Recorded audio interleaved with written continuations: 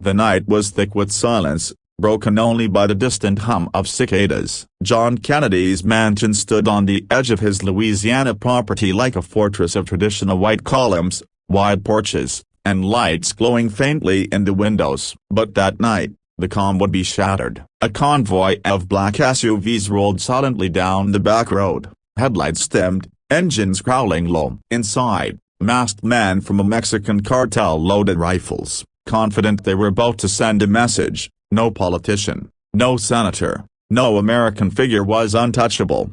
They expected a man asleep in his bed, unaware of the storm about to hit his doorstep. What they didn't expect was John Kennedy himself, alert, steady, and far more prepared than they could have ever imagined. The first shots cracked through the night, shattering glass and tearing into the front doors. The men moved quickly, shadows with weapons. But Kennedy had already heard the gravel crunch outside. From the upstairs hall, he gripped the shotgun his father once kept for home protection. His heart pounded, not from fear, but from focus. He knew this wasn't just about him, it was about his wife, his neighbors, his state, and the principle that no cartel could ever intimidate America into silence.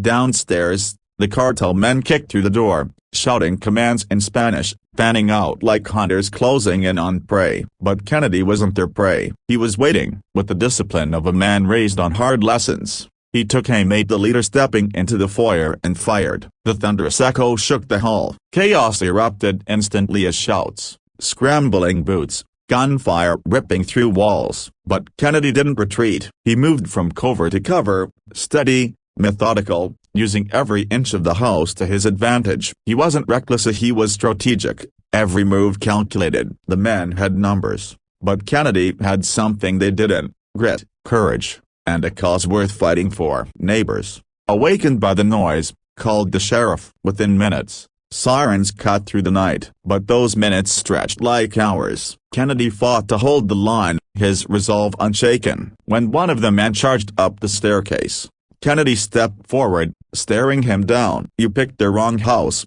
he said coldly, before ending the confrontation with unwavering resolve. By the time law enforcement arrived, the cartel's bravado had evaporated. Some fled into the woods, others lay disarmed on the ground, their arrogance replaced with fear. The sheriff's deputies swarmed the property, securing the scene, stunned to find the senator standing tall in his own foyer, and dust on his shoulders, shotgun in hand, eyes burning with unshaken defiance.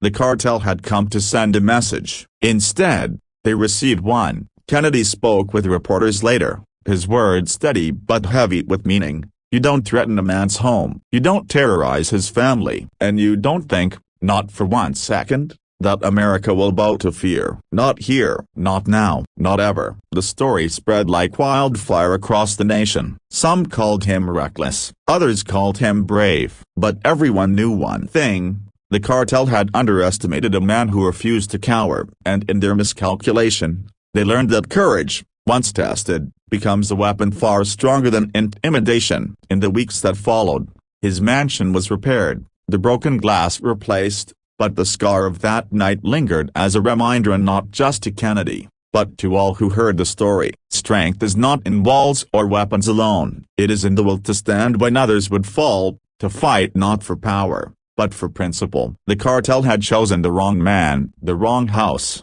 and the wrong country to threaten. And the world saw, with undeniable clarity, that America's heart still beats with the unbreakable resolve of its people. That night, John Kennedy didn't just defend his home. He defended an idea that fear will never rule, so long as courage has a place to stand.